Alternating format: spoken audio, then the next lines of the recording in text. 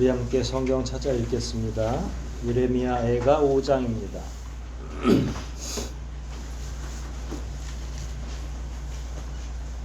예레미야 애가 5장 1절로 7절까지 말씀.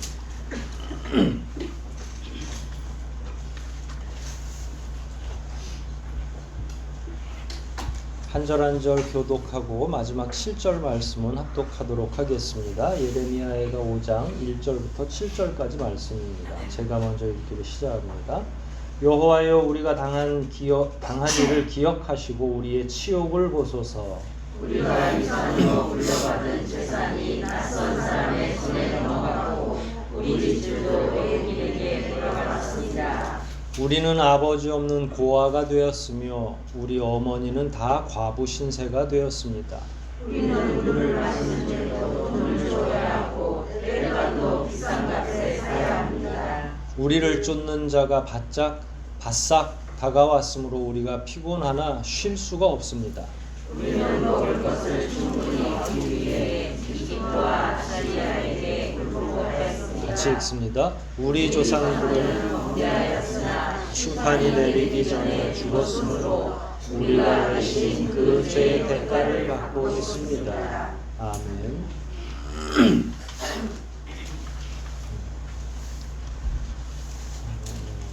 벌써 5장입니다. 우리가 1월부터 예레미야를 살폈는데 이렇게 되면 뭐 이제 한 달에 한 장 정도 우리가 살핀 게 되고요. 한 두세 주 안에 예레미야가 전체가 다 끝나게 되겠죠. 연속으로 성경을 강의하면 아주 귀에 딱지가 앉을 정도로 계속 반복해서 다루는 면도 있기 때문에 확실하게 그 성경을 한번 읽고 지나가게 되는 거죠. 예전에는 잘 모르셨겠지만 이제 예레미야 애가가 어떤 내용인지 거의 확실히 알아가게 됐습니까? 네, 제 착각인가요? 또 하나는 제가 저기 뒤에 앉아 있는데 오늘 또 다 와서 앉아서 미리 이렇게 기도하고 계시니까 제 마음이 그렇게 편할 수가 없어요. 네. 뒤에서 이렇게 봤을 때 많이 안 오시면 어디 오시나 그런 것도 궁금하고 안전하신지 오늘은 오시나 안 오시나를 잘 모르는데 또 미리 와서 딱 자리하고 계시니까 얼마나 좋은지 모르겠습니다. 제 협박이 먹혀 들어간 것 같아요. 예레미야 애가는 계속 이스라엘의 어리석은 과거 그리고 하나님의 징계 그로 말미암는 현실적인 어려움 이런 것들이 반복적으로 계속 다루어지고 있죠. 그런 생각을 해봐요. 한 장 정도 좀 길게 한 40절 정도의 한 장 정도면 우리가 계속 반복하지 않아도 충분히 이해할 내용들이 다 있죠. 근데 지금 1장, 2장, 3장, 4장 오면서 여러 면이 반복되고 있잖아요. 그렇죠? 그래서 약간 지루해 보이기도 하고. 그런데 반복은 뭐라고 그랬어요? 사람들은 자꾸 망각하니까. 그래서 한두 주 전에 받았던 은혜도 또 자꾸 까먹게 되고. 그러면 이렇게 자꾸 반복되는 내용들은 하나님이 이런 게 자꾸 잃어버리기, 망각하기 쉬운 주제인 것 같아서 더 집중하라고 하나님의 뜻이 있어서 아마 5장씩이나 이렇게 할애한 내용이 아닐까. 지루하게 여기기보다는 그래도 매장 매 구절마다 조금씩 다른 면들이 숨겨져 있긴 하죠. 지금 다시 한번 1장부터 쭉 살펴보지는 않겠지만 아마 그런 내용들이 여러분 가운데도 분명히 다음에 예레미야를 애가를 천천히 읽다 보면 그때 이런 내용이었구나 하는 이해가 충분히 되시리라 생각을 합니다. 5장 역시 유사한 내용이에요. 하나하나 좀 살펴보도록 하겠습니다. 먼저 1절을 볼까요? 1절은 약간 서두 같아요. 전체를 다 통칭하는, 전체를 다 포괄하는 내용. 그래서 읽으실 때 문맥을 잘 이해를 하셔야 돼요. 2절, 3절, 4절은 좀 부분 경험하고 있는 세부적인 내용을 다루고 있구나. 하지만 1절은 어떤 내용이에요? 그걸 다 종합해가지고 한 구절로 말하면 이런 내용이 오늘 기억해야 될 내용이다. 1절 다시 한번 읽어볼까요? 전체를 포괄하는 내용이 뭔지 시작. 기억하시고 우리의 치욕을 내소서. 그러니까 당한 일을 기록할 거야. 치욕스러운 일이 뭔지를 이제 또 하나님께 얘기하는 거죠. 근데 이렇게 쓰면 참 이게 저도 성경의 그 특별한 묘미인데 하나님이 기록하라고 성령의 감동을 주셨으면서도 불구하고 때로는 1인칭으로 그러니까 하나님이 하시는 말씀처럼 기록하고 때로는 또 누구에게 기록하고 있어요? 1절은 누가 듣는 이에요? 또 하나님이 또 들으시기도 하고 그러면 그럴 때에 이거는 그러면 수신자가 하나님이실까? 아니면 누굴까? 우리가 이 이야기를 들어야 되는 건가? 아니면 하나님이 들으셔야 되나? 일단 하나님이 알고 계셔요? 모르고 계셔요? 이스라엘의 어려움을 알고 계시죠. 그런데 또 이렇게 얘기하는 건 하나님께도 말씀드리지만 후대에 있는 백성들한테도 교훈을 주시기 위해서 그런 거죠. 여러분 그 자녀들도 그렇고 부모도 그렇고 가족끼리 서로 사랑한다고 표현하잖아요. 사랑하고 있잖아요. 근데 표현을 계속 해야 돼요? 안 해야 돼요? 요즘에 소통의 시대라고 그래서 소통 전문가들은 다 말을 그렇게 하시더라고요. 표현되지 않는 사랑 마음에는 있지만 표현하지 않으면 상대편이 그걸 잘 모르잖아요. 그러니까 하나님께도 사랑합니다, 사랑합니다 라고 얘기하는 거예요. 우리 사랑이 비록 별거 없지만 하나님을 향한 사랑이 말이에요. 그런 면에서는 이런 기록들도 서로 상호 교류하고 교통하는데 그런 의미가 있는 거죠. 근데 기억하고 돌아보시기를 간청드리는 거죠. 그러니까 이건 저는 시편에서도 그렇고 노크한다고 표현을 해요. 뭐 한다고요? 노크. 똑똑똑 하나님 저 듣고 계시죠? 보고 계시죠? 저희를 알고 계시는 거예요. 근데 사태가 지금 편안한 사태예요? 심각한 사태예요? 네, 심각하죠. 1절에 사용되는 용어들 보세요. 우리가 당한 일 이게 즐거우면 이런 표현은 안 하거든요. 우리가 행복했던 그 시절 이렇게 표현하겠죠. 그런데 당한 일이라고 하는 말 자체도 굉장히 무거워요. 그 다음에 또 어떤 용어를 사용하고 있어요? 우리의 치욕. 치욕은 뭐예요? 부끄러움이 드러날 정도로 욕을 본 거예요. 욕봤다고 얘기하잖아요. 그러니까 저 아랫지방에서는 욕봤다 그러면 수고했다라는 말이지만 이거는 수고한 정도가 아니라 이 성경에서 그런 표현들이 있거든요. 여성의 치마를 들추는 정도의 그거는 굉장히 치욕스러운 일이잖아요. 그러니까 기억하고 싶지도 않은데 하나님이 봐주셔야 될 건 이스라엘이 지금 그런 상태에 놓여 있다. 그러면 이게 가벼운 일이에요? 굉장히 중대한 일이에요. 어린이들이 자기 부모에게 자기를 봐달라고 할 때 뭐 때로는 응석을 부리기도 하고 때로는 짜증을 내기도 하고 울기도 하죠. 그런데 만약에 막 자지러지는 소리를 하면 그때는 어머니 아버지가 어떻게 응대를 해야 돼요? 이거 큰일이 났구나. 왜냐하면 이 정도 울음은 한 번도 들어본 적이 없는데 아이가 막 비명을 지른다고 하면 아이고 이 녀석이 또 아빠가 필요한가 그러고 느긋하게 가는 게 아니라 엄청나게 강력한 관심과 반응을 보여줘야 되는 거죠. 그 마찬가지로 언어로 표현할 땐 이런 표현을 하는 거예요. 하나님 저를 봐주세요. 이게 아니라 제가 죽게 생겼습니다. 하나님 이렇게 표현하는 거잖아요. 그러니까 그런 내용들을 표현한 거죠. 처음에 말씀드린 것처럼 하나님은 알아요? 몰라요? 다 알고 계시죠. 근데 더 재밌는 건 그러면 다 알고 계시다는 사실을 예레미야는 알아요? 몰라요? 알죠. 하나님은 다 알고 계셔. 근데 또 간청하는 거예요.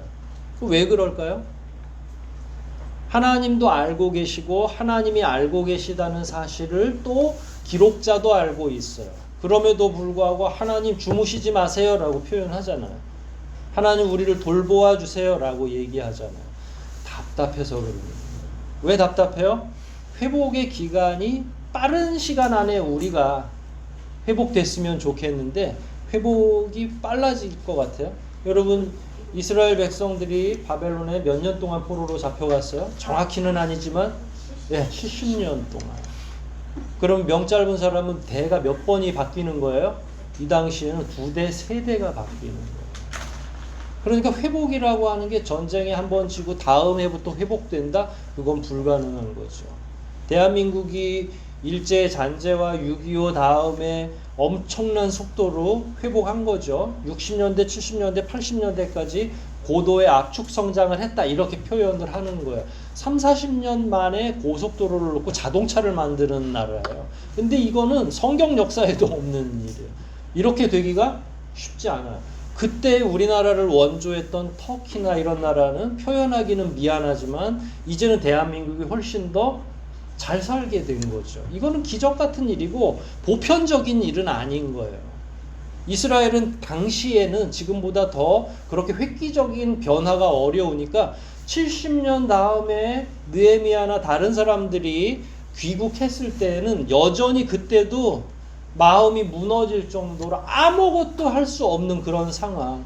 그러니까 지금 하나님이 빨리 회복을 해주셨으면 좋겠는데 백성들의 삶은 피폐해지고, 그래서 하나님도 알고 계시지만 계속 간청하지 않으면 안 되는 거예요. 우리 기도하라고 그러잖아요. 여러분들의 삶을 하나님께. 그럼 하나님이 여러분의 삶을 알아요, 몰라요? 다 아니까 그럼 표현 안 해도 되는가요? 어때요? 다 아시는데 왜 기도하죠, 여러분? 다 아시는데 왜 자꾸 눈물로 기도하는 거예요? 똑같은 이치인 거예요. 하나님, 저 좀 봐주세요. 하나님, 내 삶을 하나님이 다시 한번 재정리해 주세요. 하나님, 저는 마음이 좀 급해요. 하나님의 시간은 천천히 흐르지만 저는 좀 빨리 했으면 좋겠어요. 그랬을 때 어느 놈 떡 하나 더 줘요? 네, 어느 놈을 떡 하나 더 줘요? 참 묘하죠. 그런 속담 안 해도 지혜가 있는 거예요. 하나님 앞에 울부짖고 하는 건 하나님이 익히 우리의 삶을 알고 계시지만, 알고 계시기 때문에 기도 안 하는 게 아니라 알고 계셔도 기도하는 거예요. 요즘에 하나님이 전 지구적으로 보면 몇 명을 관리하고 지켜보고 계시는 거예요? 70억 정도가 되잖아요. 72억? 뭐 몇 억 정도 된대요. 하나님의 눈에 믿는 자만 관리하는 게 아니에요. 안 믿는 자들도 있고 국제적인 분쟁도 있고 선교사들이 기도하는 것도 들으시고 우리 평신도들이 기도하는 것도 들으시잖아요. 하나님께 기도하는 건 저는 응당하고 바르다. 또 하나의 이유는, 얘들아, 나중에 너희들이 어려운 일을 당하면 끊임없이 기도해야 돼. 하나님이 알고 계셔. 하지만 이렇게 기도하지 않으면 안 돼. 그런데다가 예레미야는 눈물의 선지자라고 했고요. 한 번 제가 눈물의 선지자이면서 동시에 어떤 선지자라고 그랬어요? 기억 안 나시죠? 사랑의 선지자예요. 사랑의 선지자. 이 사람처럼 저는 백성들을 염두에 두고 운 사람, 자기 아픔 때문에 우는 게 아니에요. 자기 고통 때문에 우는 게 아니에요. 오히려 그럼에도 불구하고 한 번도 자기 고통으로 인해서 도망가려고 생각하지 않는, 끊임없이 계속 백성들을 향해서 메시지를 증거하는 거죠.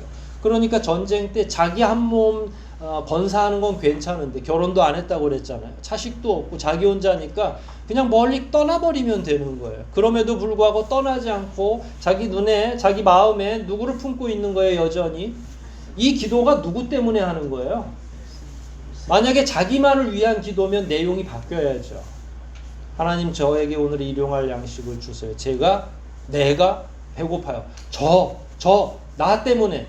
근데 지금 한 번도 예레미야는 스스로를 위해서 기도한 게 아니라 수많은 이스라엘 사람들, 고통당하고 있는 백성들을 마음에 품고 하다 보니까, 그래서 하나님이 아셔도 또 기도하는 거고, 어제 지났다고 오늘 상황이 좋아진 게 아니니까 또 오늘 하나님 앞에 기도하는 거예요. 그래서 지루하다고 생각하기보다는 예레미야의 기도라고 생각하시면, 그렇구나, 예레미야는 이렇게 처절하게 한 번에 끝하고 안 하는 게 아니라 자기에게 사명이 있는 한은 이스라엘 백성들을 품고 이렇게 울부짖었구나. 그러니까 5장 아니라 10장이라도 쓸 수 있는 거예요.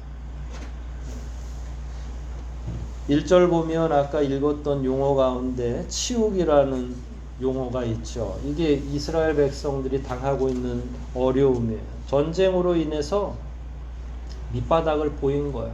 우리가 2번이나 살폈었죠. 누가 누구를 잡아먹었어요? 먹을 게 없어서? 엄마가 자기 자식을. 그러니까 그런 치욕, 영적으로는 도저히 이해도 안 되고, 참 그런 걸 생각해 보면 너무 끔찍한 일인데 전쟁이 그런 거예요. 근데 이렇게 치욕이라는 용어를 왜 썼어요? 하나님의 자녀잖아요, 이스라엘 백성들. 그 다음에도 그런 용어가 나오죠.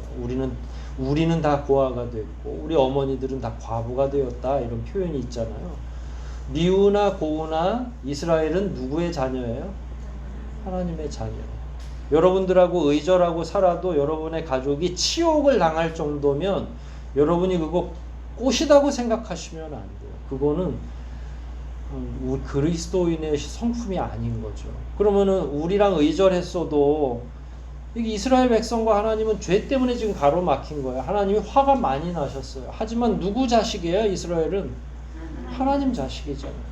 그래서 이런 자극적인 용어를 의도적으로 쓰는 거예요. 하나님 자녀들은 지금 치욕을 당하고 있는데, 치욕이라고 하는 게 사실은 영적으로 보면 원래 이스라엘은 하나님의 자녀고 거룩한 백성인데 누구한테 당한 거예요? 우상을 섬기는 저 근거 없는 민족에게 당한 거예요. 그러면 치욕이 이스라엘에게만 있는 게 아니라 누구에게도 있는 거예요? 전쟁은 누가 싸움이에요? 누가 싸우는 거예요? 고대에서는 신과 신의 싸움이라고 늘 말했잖아요. 그러면 진 거는 누가 진 거예요? 하나님이 진 것처럼. 그러면 누구에게도 치욕입니까? 아니, 여러분은 여러분의 자녀가 나가서 치욕을 당하고 왔는데 여러분 마음은 괜찮아요? 치가 떨리죠. 자녀가 만약에 이런 용어를 써서 엄마 나 이렇게 힘들어, 치욕스러워, 그러면 아이고 뭘 그까짓 걸 그래, 그러면 그건 파탄 난 거죠. 그 치욕이 누구의 치욕이에요? 곧 나의 치욕이 되는 거잖아요. 그러니까 이런 용어를 쓰는 이유 중에 하나는 하나님한테 이스라엘 백성들의 현실을 명확하게 알려드릴 필요가 있겠다. 그게 1절의 전반적인 내용이, 하나님 우리가 이 정도 치욕을 당했어요. 그럼 어느 정도 치욕을 당한 거예요? 2절부터 볼까요? 세세한 내용이죠.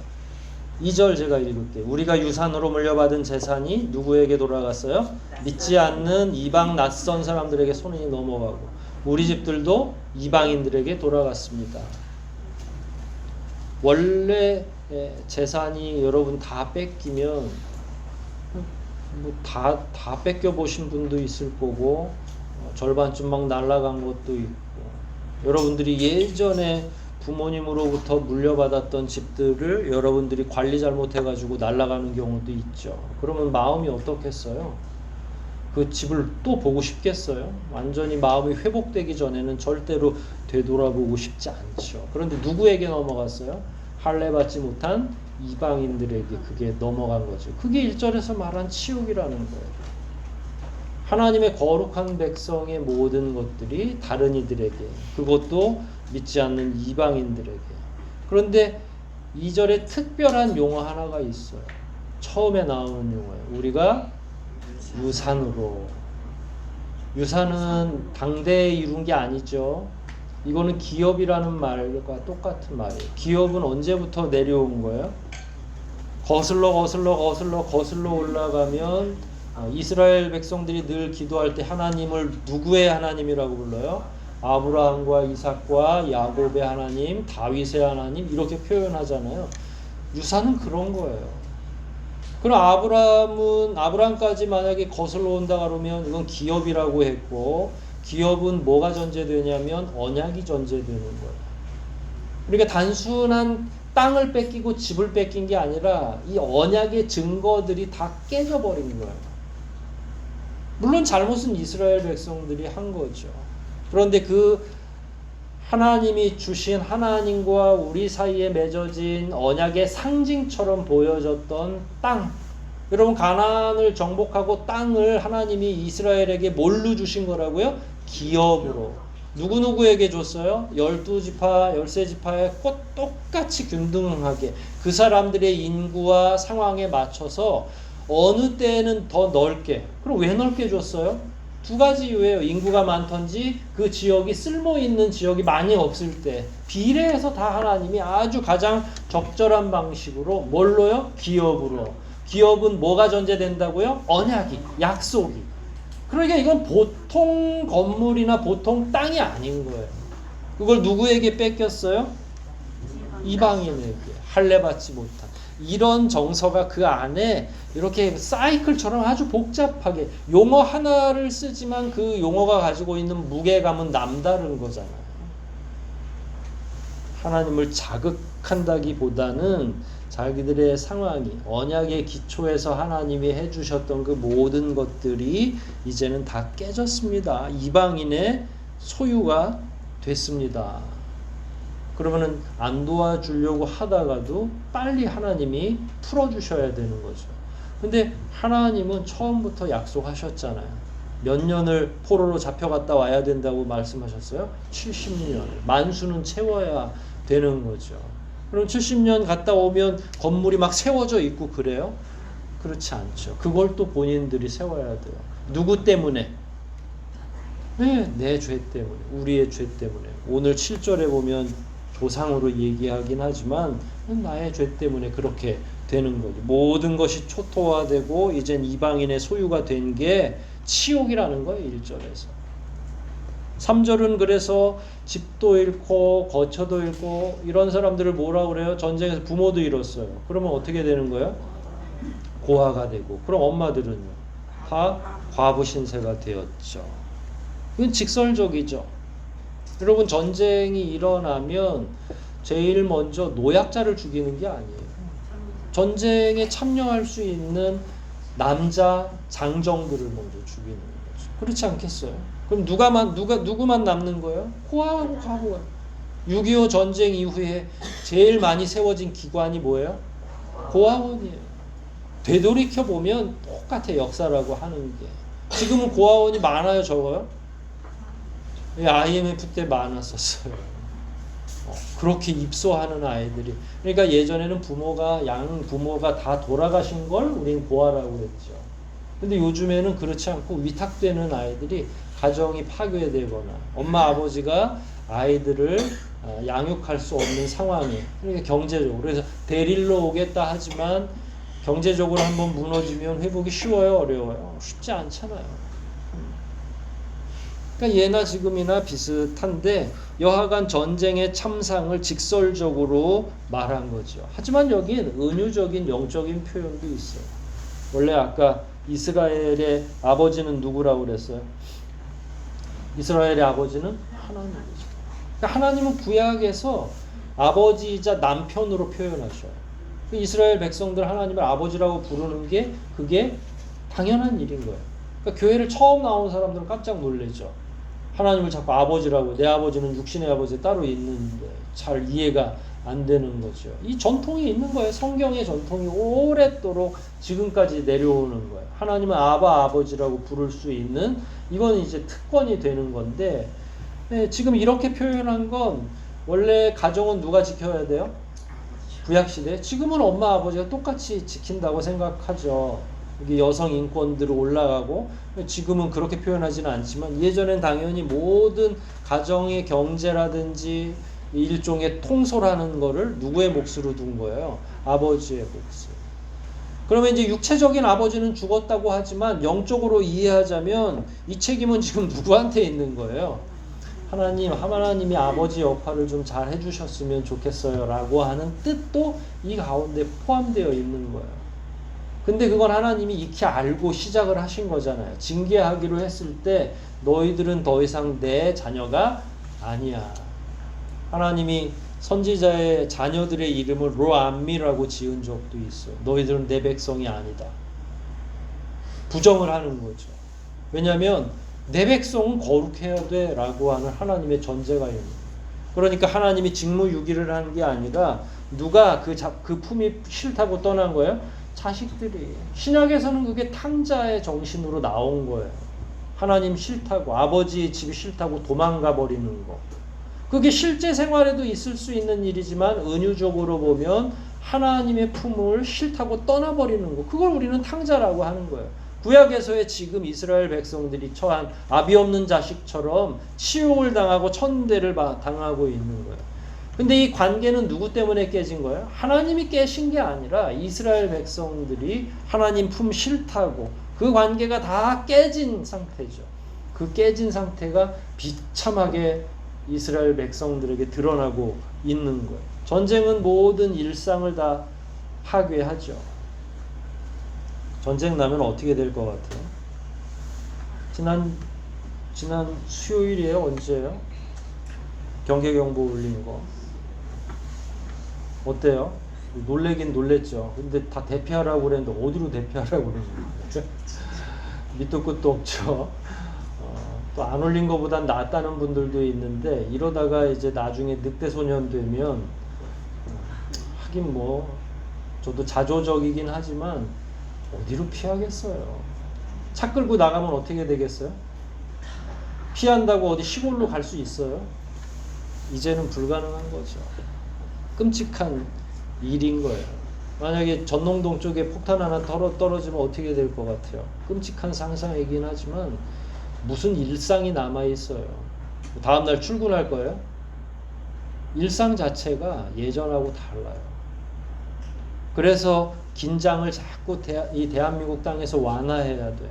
정치인들은 한 번은 뭔가를 자꾸 대북으로 지원하다가 또 한 번은 차가운 계절을 맞이했다가 이러니까 되질 않죠. 하나님만이 하실 수 있는 미국한테 맡길 수도 없고 우리가 그렇다고 핵무기 개발한다고 될 게 아니고 하나님만이 하실 수 있는 일인데 저도 기대는 하고 있어요. 하나님이 이 한민족을 어떻게 통일시키실까? 어떤 방법으로 어느 때 하실 수 있을까? 참 놀라운 일들이 일어나겠죠. 그걸 자꾸 사람들이 하려고 하니까 한쪽은 반대하고 늘 나머지 한쪽은 또 찬성하고 또 대통령 바뀌어서 또 한쪽은 찬성하고 또 한쪽은 반대하고 절대로 되기가 어렵겠죠. 누구만이 하셔요? 하나님만이. 근데 여하튼 전쟁이 일어나면 일상을 파괴하죠. 혼란스럽죠. 예전에는 자연스러운 일이 자연스럽지 않아요. 여러분 만약에 다음 주쯤 전쟁 난다고 하면 우리는 어떻게 하면 좋을까요? 여러분 제일 먼저 어디로 달려갈 것 같아요?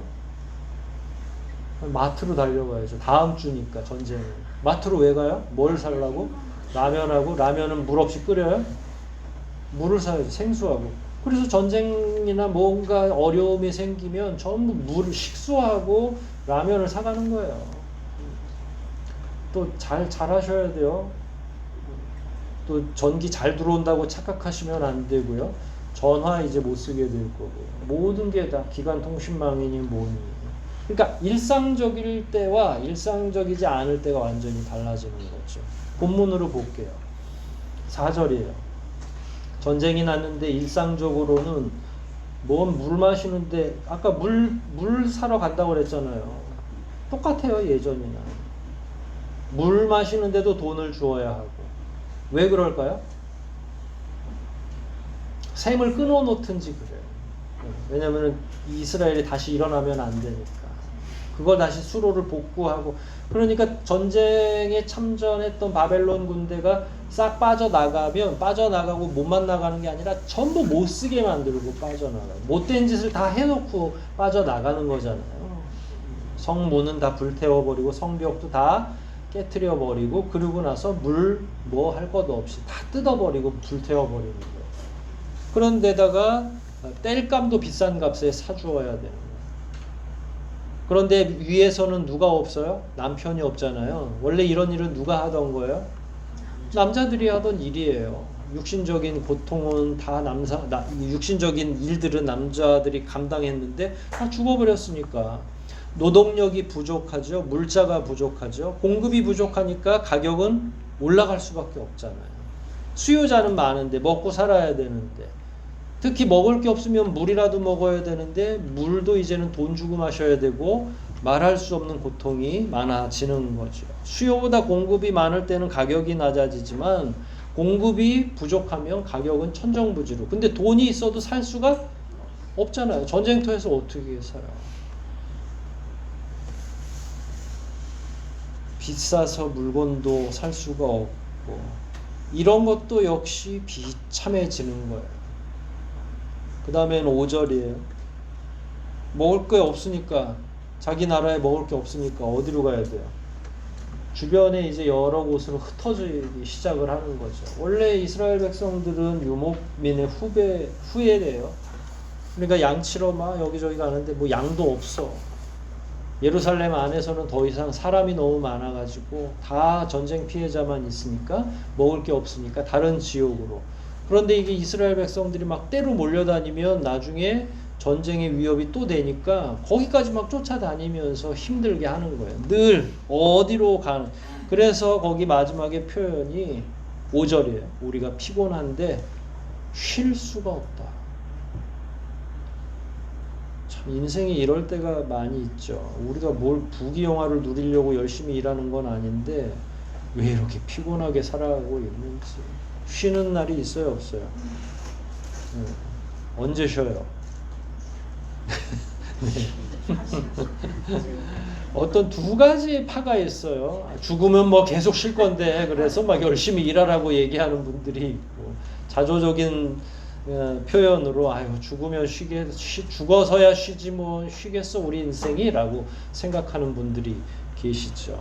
뭐 어떤 것도 저는 답이 아니라고 생각하는데 인생은 이처럼 피곤한 거예요. 근데 일상에서도 피곤한데 전쟁에서는 얼마나 더 피곤했겠어요. 먹을 거 하나 구하려고 막 10리 20리 이거는 뭐 가벼운 일이고 뭐 있어야지 근처에 아무것도 없는 건데 그럼 나만 비참한 거예요?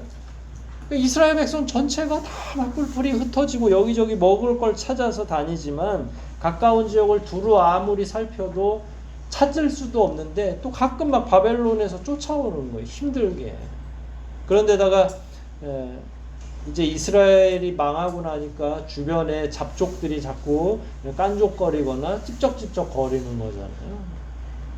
그러니까 이스라엘 백성들은 어려워 죽겠는데 그래서 이제 가까운 곳에 먹을 게 없잖아요. 그래서 어디로 가요? 멀리 이집트하고 아시리아하고. 이 거리가 얼마나 되는 줄 아세요? 이집트까지 가는 데만 한 45일 부랴부랴 가도. 그럼 가족 남겨놓고 누가 좀 거기를 갔다가 와야 돼요. 아니면 전부 다 이전을 하든지. 45일 가는 데만 45일이면 느헤미야가 포로로 잡혀갔다 올 때 45일 걸렸거든요. 백성들 이끌고 오는데. 왕복은 그럼 며칠 걸리는 거예요? 3달 걸리는 거 결국 왕복하려면. 그럼 먹을 거 못 먹고 90일을 버텨요? 못 버텨요? 가는 사람도 힘들지만 남겨있는 사람들은 어땠겠어요? 너무 힘든 거죠. 근데 아까 우리가 망하고 제가 지난번 역사 관련한 그 프로그램을 하나 봤는데 일본이 경제적으로 성공한 이유가 대한민국의 6.25 때문이었어요. 전쟁 다음에 부흥을 일으켜야 되니까 재건을 해야 되니까 어디 공장이 잘 돌아가는 거예요. 전쟁 때에는 무기 공장이 잘 돌아가고 전후 복구해야 되는데 미국에서만 할 수 없으니까 주변에 있는 공장 돌려. 그거 다 누가 돈 내야 되는 거예요. 우리가 다 지불을 해야 되는 거예요. 누구만 신났어요? 주변의 여러 나라들이. 특히 일본이. 그때 미쓰비시라고 하는데 그때 토요타라고 하는 회사 이런 회사들이 다 덕을 보고 지금 전 세계적으로 유명한 회사들이 된 거죠. 이게 반면교사로 교훈을 받아야 돼요. 근데 이 성경에서도 똑같은 거죠. 이스라엘이 망하니까 주변에 있는 나라들이 얼마나 좋아하는지. 예전에는 같이 막 동맹을 맺기도 하고 막 했는데 지금은 뭐 그러면은 주변의 여러 나라에서 농사를 졌어요. 예전에는 오원하던 게 자꾸 이스라엘은 블랙홀처럼 빨려 들어가는 거예요. 그러면 얼마가 돼요? 10원, 20원, 100원이 되는 거잖아요. 그럼 그 나라 농부들은 그야말로 녹아나는 거죠. 뭐 얼마나 좋겠어요. 남의 불행이 나의 행복이 되는 거예요. 이게 국제적인 질서예요. 어쩔 수 없이 예나 지금이나 똑같은 거죠. 그걸 또 비참한 거예요. 그러니까 이스라엘 백성들은 가만히 있어도 불행하고 고통스러운 거고 멀리 가도 다 불행하고 고통스러운 거죠. 그래서 짐 싸서 멀리 도망을 간 거예요. 더 괜찮은 나라로. 노동력이라도 자기가 제공하고 뭔가 먹고 살 수 있는 곳으로. 그 사람들이 오랫동안 거기 거류하고 머물면서 뭐가 된 거예요? 그 사람들을 디아스포라라고 하는 거예요. 가서 돌아오지 못하는 거죠. 왜냐면 돌아가 봐도 이스라엘에 이제 남아있는 게 없는 거예요. 그걸 재건한다는 건 끔찍한 일인 거죠. 그냥 거기에서 천한 일을 하더라도 차라리 외국에서 사는 게 훨씬 속 편한 거예요. 그러니까 온통 고통 속에 이스라엘 백성들이 가까우나 멀리 있으나 똑같은 어려움을 당하고 있는 거죠. 근데 여기서 마지막 구절이 우리를 힘들게 하죠. 이제 어디까지 갔냐면 아수르까지 갔는데 요게 또 재밌어요. 사실은 아시리아는 바벨론을 통과해야만 갈 수 있는 지역이에요. 그럼 바벨론이 순순히 보내주겠어요? 이스라엘 백성들이 먹을 거 찾는다고 자꾸 탈출하는데. 그러니까 멀리 돌아가야 되니까 90일이 아니라 3개월이 아니라 여긴 6개월 넘게 돌아야 되는데 살아올 수 있다는 보장도 없죠. 그러니까 그런 고통을 당하는데 7절 보면 전쟁은 분명히 2, 3년 전부터 시작됐는데 예레미야가 아주 특이한 용어를 썼죠. 누구 때문에 그런 거예요? 징계가. 네, 조상이 범죄했다. 근데 그들은 살아있어요? 죽어있어요? 모든 원인은 조상들이었는데 원망을 들을 만한 조상은 남아있지 않아요. 이건 조상 탓이에요? 조상 탓을 한 거예요, 예레미야가? 원인은 맞아요. 그런데 조상 탓은 아니죠. 우상 숭배는 오래된 관행이 된 거예요. 근데 조상 탓을 하는 이유가 하나가 있는 거예요. 그러니까 이건 잘 들으셔야 돼요, 여러분들이. 처음에는 한두 집이 했겠죠. 우상 숭배를 말이야. 백성들은 감히 하지도 못할 때 왕실 안에 우상이 들어오기 시작한 거잖아요. 누구 때부터? 다윗 솔로몬 때부터 그냥 벌써 이미 이게 조상이에요. 근데 한 집만 그랬으면 괜찮았을 거야. 나머지 집이 다 엄했으면 괜찮아. 이게 이제 공동체 안에서 큰 문제인데, 왕이 그러면 왕이 나머지 백성들에게 자기 품위가 서겠어요, 안 서겠어요? 이제 앞으로 왕은 우상 숭배하지 마라, 산당을 차리면 안 된다라고 얘기할 수가 없죠. 왜냐하면 자기의 처첩들이 지금 그렇게 하고 있으니까 누구한테 얘기를 하겠어요. 근데 백성들이 처음에는 저러면 안 되는데 저러면 안 되는데 하다가 나중에 무슨 생각을 하겠어요? 왕도 하는데 뭐. 그 다음에 이스라엘 사람들이 그냥 하나님이 그렇게 해서 통혼하지 말라고 그런 거예요. 이방 백성하고 결혼하지 말라고 한 이유가. 그런데 그렇다고 해서 같은 가문 안에서 계속 결혼하자고 하니까 여성들도 모자라고 또 상대적으로 남성이 모자랄 때도 있고. 그러면 어디서 데리고 와야 돼요? 저 밑에 가까이 있는 그 지역에 있는 다른 족속들한테. 그게 이제 소돔과 고모라 지역이 될 수도 있고 그 밑에 있는 암몬이나 다른 지역으로 갈 수도 있고 멀리 가면 이제 바벨론이나 이런 데부터 신부들이 오거나 신랑들이 오겠죠. 왔어. 그 사람들이 그냥 와요? 뭘 갖고 와요? 자기네 문화.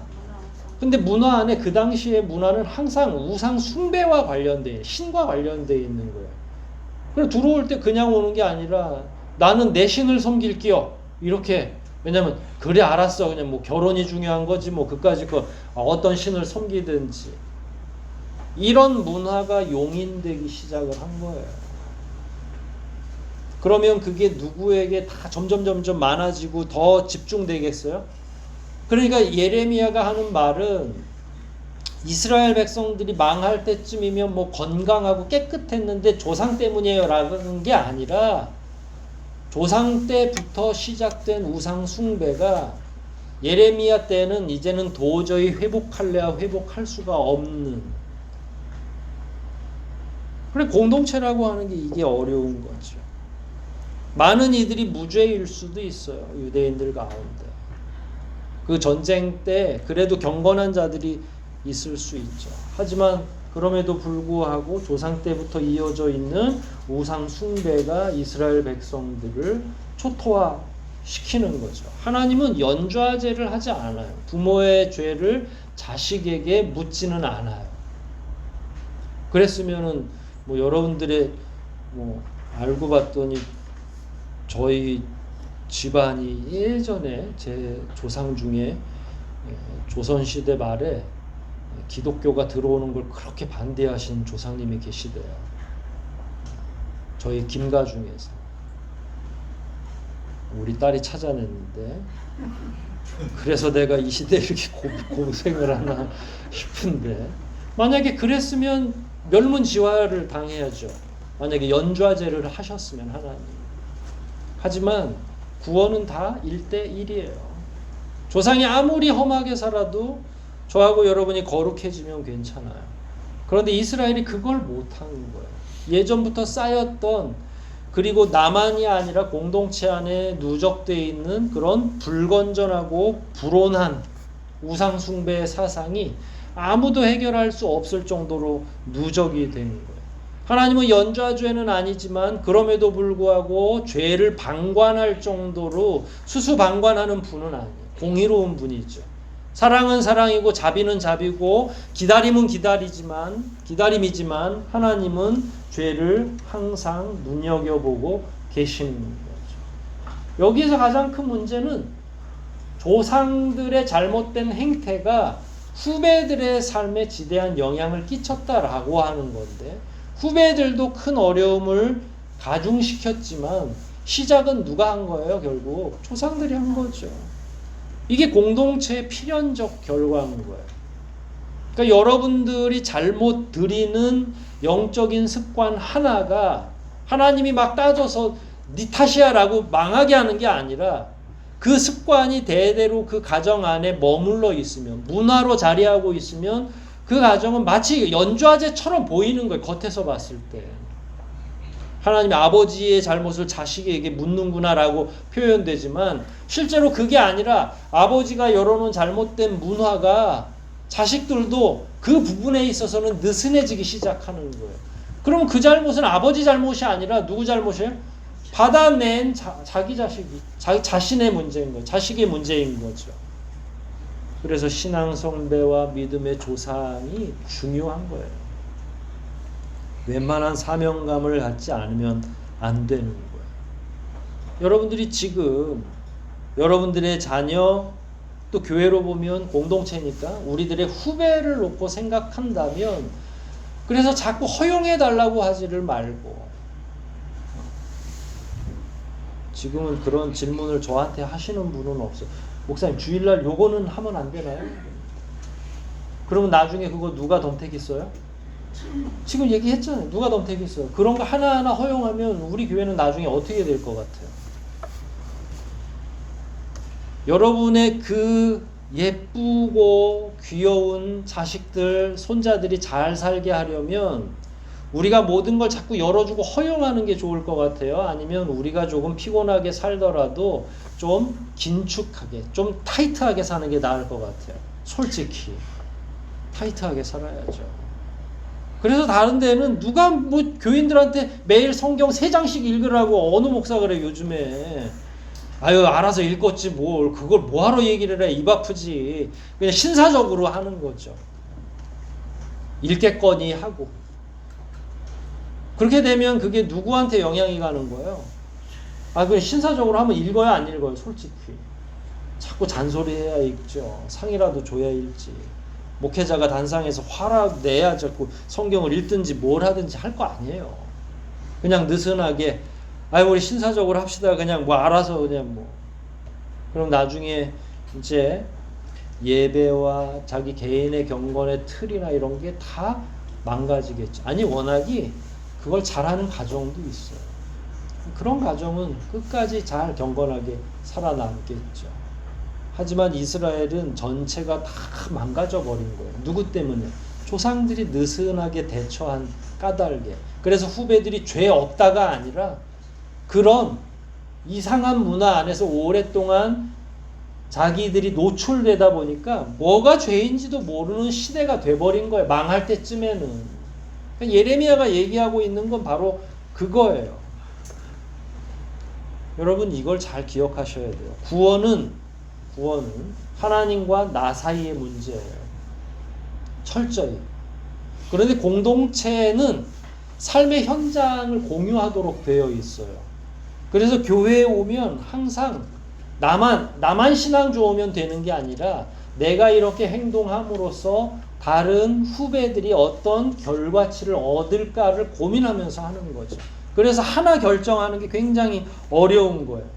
지파와 가문과 가족으로 아브라함 1인으로부터 시작한 거예요. 하나님이 처음에 누구랑 언약을 맺었어요? 아브라함하고만. 근데 나중에 그게 12지파가 되고 200만 명이 되고 이스라엘 각 백성들이 지파가 다 된 거잖아요. 반대로 죄도 그런 식으로 출발을 하는 거예요. 하나님이 아간 한 사람의 죄를 엄히 물으신 까닭이 있는 거예요. 아간이 도덕질을 했지만 그걸 하나님이 좋은 게 좋은 거라고. 아유, 그래도 전쟁을 안 한 건 아니고 전쟁하느라고 수고했으니까 요번에 한해서는 내가 봐줄게. 그랬으면 다음에 사람들은 어떻게 생각하겠어요? 훔쳐도 되겠구나. 저놈도 사는데. 우상숭배가 그런 방식으로 이스라엘에게 팽배된 거예요. 그래서 하나님은 어떻게 하셨어요? 아간만 죽였어요? 아간의 가족 전체를 죽였어요? 전체를 죽이신 거죠. 공동체의 삶이라는 게 그래서 두려운 거예요. 참 끔찍하죠. 치욕이 여기에서부터 나오는 거예요. 그 치욕당하고 있는 게 이렇게 오랜 역사를 가지고 있는 거예요.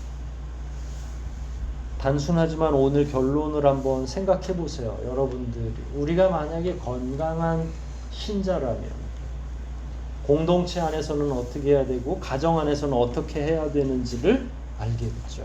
그게 나도 위한 일이지만 누굴 위한 거야? 나중에 조상 탓할 후배들을 위해서 하는 거예요. 후배들이 그러겠죠. 저는 이게 원래 괜찮은 줄 알았어요. 왜냐면 선배님들도 그러셨고 우리 엄마 아버지도 다 허용되도록 하셨거든요. 이렇게 아이들이 생각한다는 거예요. 지금 이스라엘 백성들이 당하고 있는 어려움이 바로 그거 아니겠어요? 하지만 건강한 그리스도인이라면 자기 자녀와 자기 후배들과 후손들을 위해서 기꺼이 어려움과 번거로움을 참아낼 수 있어야 되는 거죠. 여러분 믿음 생활하는 게 쉽지 않아요. 번거로워요. 주일 성수하는 거 쉽지 않습니다.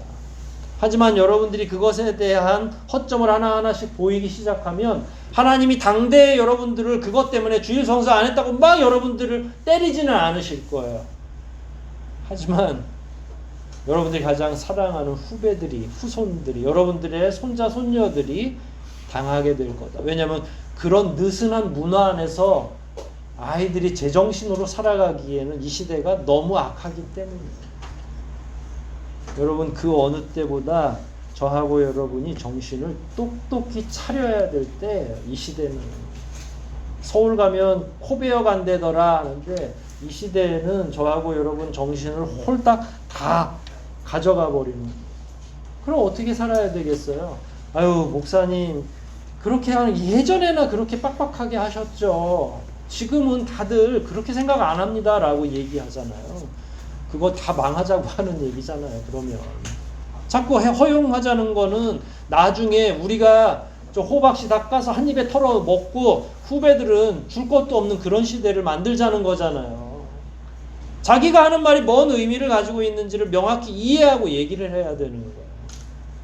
가뜩이나 다음 세대에 물려줄 게 없는데 우리가 여러분 무슨 신앙 전통을 물려줄 수 있어요? 뭐가 그렇게 이 시대가 떳떳합니까? 떳떳해요? 떳떳하지 않아요? 떳떳하지 않아요. 요즘에 SNS나 이런 데 보면 옥하는 목사님 설교가 자꾸 제가 이제 그런 걸 보면 또 그렇게 또 올라오잖아요. AI가 이렇게 인공지능으로. 근데 저만 그런 게 아니라 그런 설교자가 많이 없었던 거죠. 이제 대한민국의 괜찮은 스승 목사님이 점점 사라지고 있어요. 그럼 나중에 200년, 300년 뒤에 어떻게 되겠어요? 너무 끔찍하죠. 이 영적인 일이라는 게 그래요. 저하고 여러분이 정신을 제대로 차리지 않는다면 신자가 만약에 공동체 안에서 경건하기를 포기하고 믿음 생활 잘하기를 포기한다면 그 다음 시대에는 하나님의 언약 안에서 우리가 건강해질 수가 없겠죠. 여러분 지금 이렇게 생각하시면 돼요.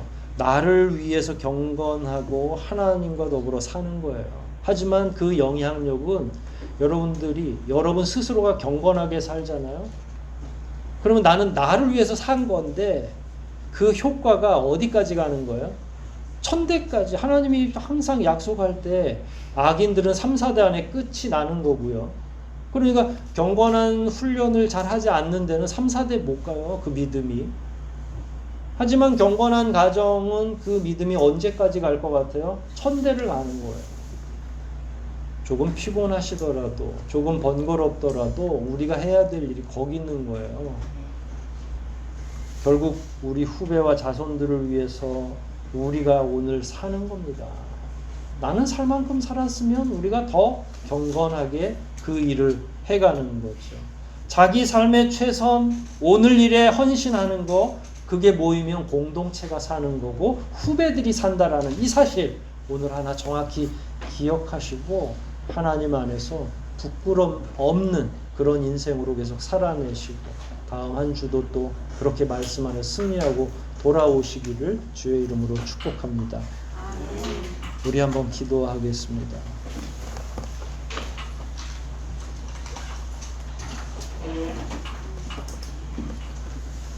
가정 안에서나 공동체 안에서 부모로 사는 것, 선배로 사는 게 얼마나 어려운 일인지, 그저 내 믿음만 내가 잘 관리하면 되는 게 아니라 결국 우리가 걸어가는 이 길, 걸어가는 이 발걸음이 나중에 보이지 않게 후배들에게도 본이 되거나 악행으로 연결될 텐데 하나님에게 우리 지혜를 구하십시다. 우리 각자의 삶 하나님 앞에 정직하게 살 뿐만 아니라 우리가 살아가는 이 모든 것들이 후배들에게, 후손들에게 연결된다는 사실 잘 기억하게 도와주시고 특별히 더 경건하게, 더 거룩하게, 그래서 은혜의 언약이 하나님이 우리에게 주신 그 기업이 3, 4대가 아니라 1000대까지 누리는 은혜 되게 해달라고 이 시간 우리 함께 통성으로 기도하시겠습니다.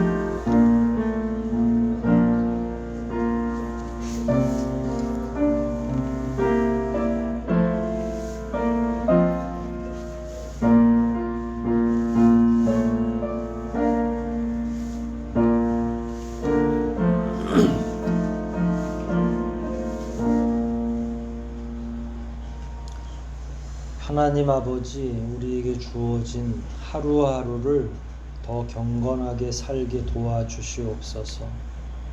오늘 하루에 우리의 일상이 먼 훗날 우리 공동체의 미래가 될 수 있고 우리 후배들의 미래가 될 수 있는 것을 이 시간 배웠습니다. 비록 지금 당장 하나님이 우리를 야단치시지 않으시겠지만 그럼에도 불구하고 우리의 어리석음과 연약함이 누적되면 알게 모르게 그런 것을 따라하는 후배들이 생길 것이고 그러할 때 우리는 거룩한 공동체이기보다는 어리석은 가정이 되거나 어리석은 공동체가 될 것을 저희가 압니다. 하나님, 우리가 다소 불편하고 어렵더라도 하나님만 바라보게 도와주시옵소서. 이 시대에 뒤떨어진 사람들처럼 보여도 더욱더 하나님께 가까이 가는 저희가 되게 해 주시옵소서. 그리하여 우리가 사는 이 삶이 누군가에게 거룩한 모범이 될 수 있도록, 거룩한 표본이 될 수 있도록 크신 은혜로 함께하여 주시옵소서. 모든 것 주님께 의탁하오며 예수님의 이름으로 기도하옵나이다. 아멘.